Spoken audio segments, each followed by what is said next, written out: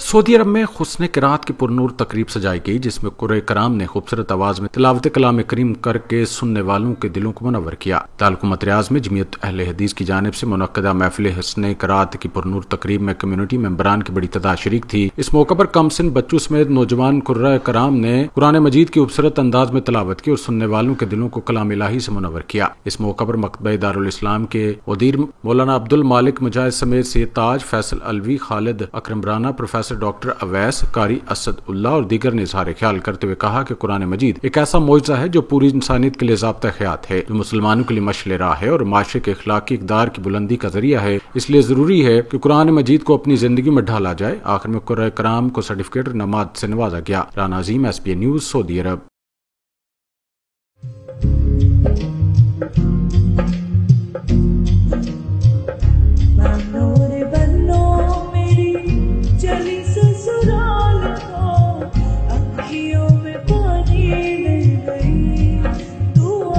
सेठीज lifestyle stores, नस्ल दर नस्ल खुशियों के हमसफर।